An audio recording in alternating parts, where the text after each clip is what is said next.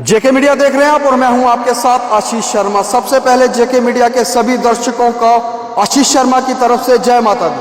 हम आपको बता दें इस समय हम कटरा के लगती पंचायत दरूड़ में हैं और सबसे पहले हम आपको सुंदर नज़ारा माता रानी के उन त्रिकुट पर्वत का दिखाएंगे जहां पर माता रानी आप विराजमान है। और ये ठीक नज़ारा आप अर्धकुंवारी मंदिर का देख रहे हैं। ठीक आप कैमरा स्क्रीन पर अर्धकुंवारी का मंदिर देख रहे हैं। और हमारा पंचायत दरूड़ में आने का क्या मकसद है वो सब लोग जानते हैं। इस समय अगर कटरा में बात करें तो रोपवे का जो मुद्दा है काफ़ी बर्निंग इशू है और काफ़ी गरमाया हुआ है। सोनू ठाकुर जी ने जो रोपवे का मुद्दा एक बर्निंग इशू बना दिया है।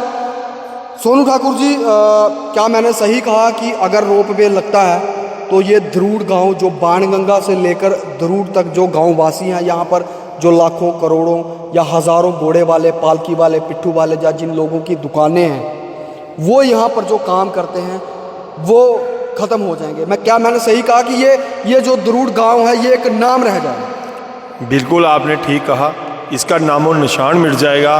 ये आने वाले दिनों में लोगों को पता ही नहीं होगा कि बाणगंगा और चरण पागदा और दरूड़ कोई गांव भी है। लेकिन हमारा जो गांव का जो सबसे बड़ा जो नाम आगे इसलिए आया है कि माता रानी इस रास्ते से गई है। पहले वो बाणगंगा फिर चरण पागदा ऐसे गई है। उसके बाद आपने कहा कि पुराना दरूड़ ख़त्म होगा।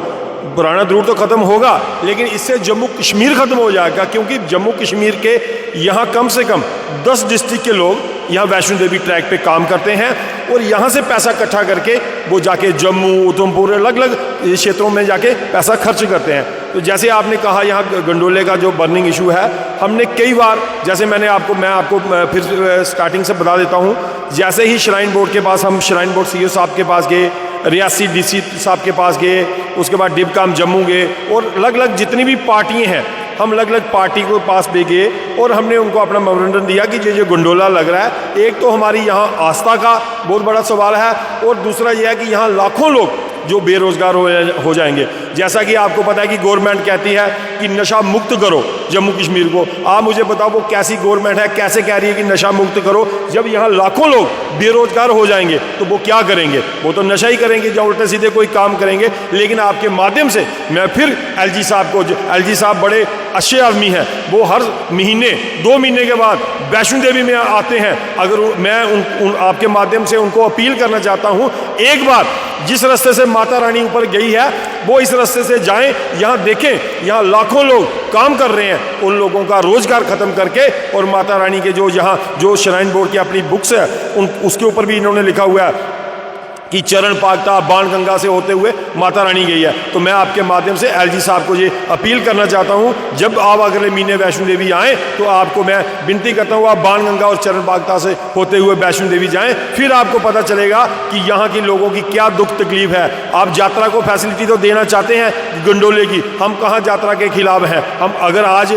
श्राइन बोर्ड जब श्राइन बोर्ड तो 1986 में पैदा हुआ, माता रानी तो उससे पहले यहाँ रहती थी। लेकिन हम जब ये वैष्णो देवी का ट्रैक कई जगह से 4-4 फुट था, पुराने दरूड़ के लोगों ने अपनी फ्री ऑफ कास्ट जमीनें देके माता रानी का जो रोड बड़ा किया, आज यात्रा जो इस रास्ते से जा रही है। एक चीज़ पूछना चाहूँगा सोनू ठाकुर जी, सबसे पहले मुझे स्टैंड बताइए कि क्या आप रोपवे क्या कहते हैं कि रोपवे लगना चाहिए?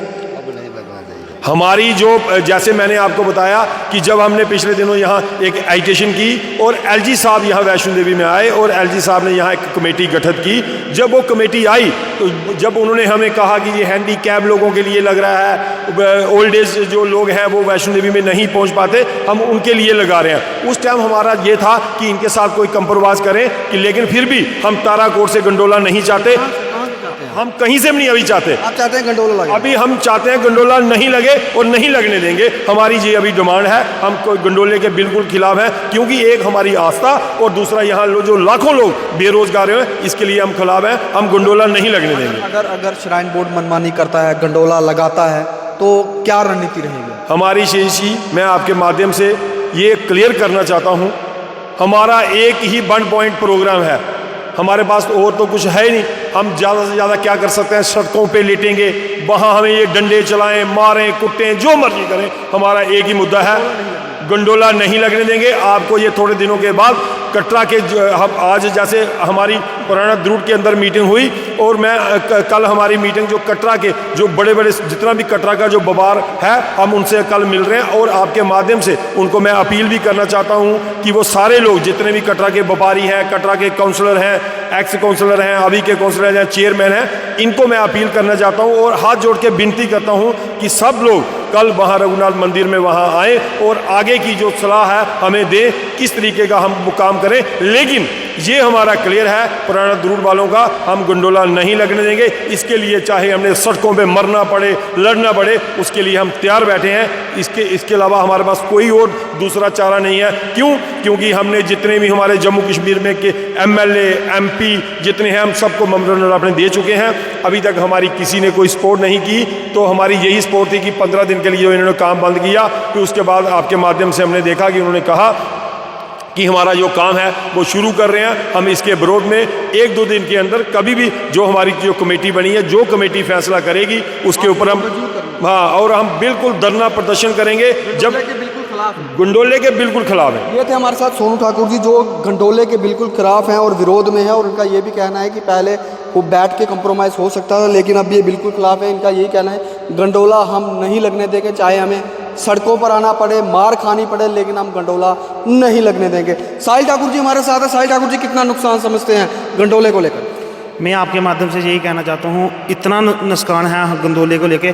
बालगंगा, चन्नपादका और आदुकवाड़ी 3 एक ऐसे स्थान हैं जिधर से माता रानी खुद गई है, और ये हिंदू आस्था के साथ खिलवाड़ है। दुकानदार, पालकी वाला, घोड़े वाला, पिथु वाला, आम लेबर और उनके जो परिवार घर वाले हैं वो भी इस वैष्णो देवी ट्रैक से पल रहे हैं। वो लोग कहाँ जाएंगे, किसको बताएंगे वो अपनी मजबूरी? क्या कहना चाहेंगे, गंडोला लगना चाहिए या नहीं? मैं आपके माध्यम से यही कहना चाहता हूँ, गंडोला नहीं लगना है। साथ में मैं आपके माध्यम से ये भी बात कहना चाहता हूँ, श्राइन बोर्ड बोलता है दिन ब दिन यात्रा बढ़ रही है। मैं आपके माध्यम से 2012 में भी 1 करोड़ यात्रा हुई थी, आज तक भी 1 करोड़ ही है। उसी हिसाब से भी आप देखो, अगर 24 घंटे होते हैं, 24 घंटे में से अगर VIP आप 3 मैन देख के भी अगर 16 घंटे बीच में बचाएं, उस हिसाब से भी आप 80 लाख यात्रा को साल से ज़्यादा दर्शन नहीं करवा सकते हो, कानून के हिसाब से देखना पड़ेगा।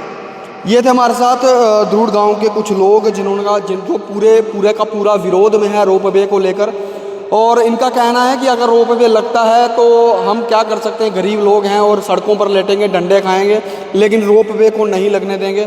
आप कमेंट बॉक्स पर ज़रूर बताएं क्या इनका कहना सही है या गलत। मुझे दीजिए इजाज़त, मैं आपके साथ आशीष शर्मा, JK मीडिया, पुराना द्रुड से।